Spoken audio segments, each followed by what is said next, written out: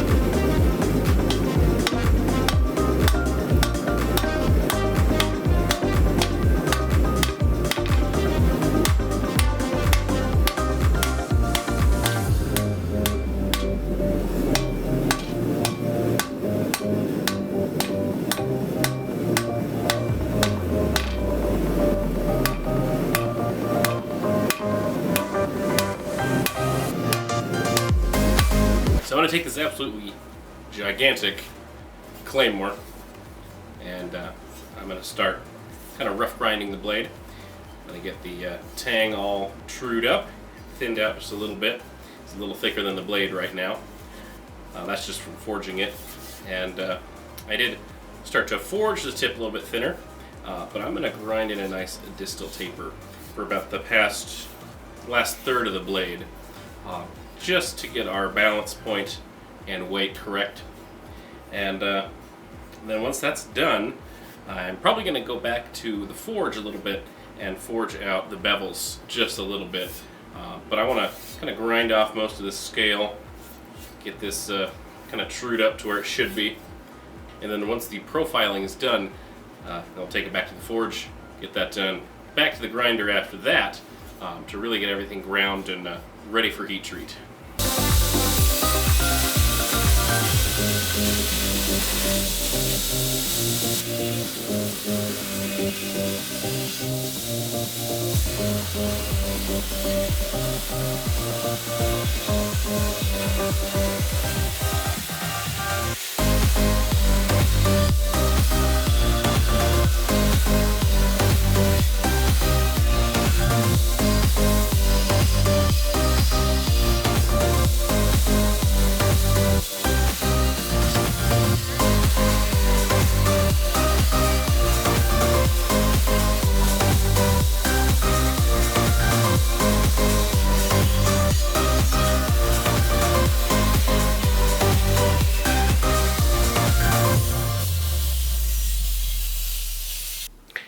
So I finished the general grinding on the tang and the tip, and so at this point what I'm going to do is I'm actually going to be forging out the bevels just a little bit, and while I do that I'm going to take the time to forge the guard and the pommel.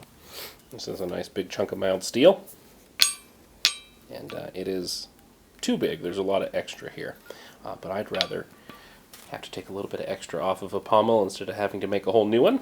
So, for a really big sword, I get a really big block of steel, and this will be the guard. I'm going to start forging it out, and I have a really cool plan as to how I want to do the guard.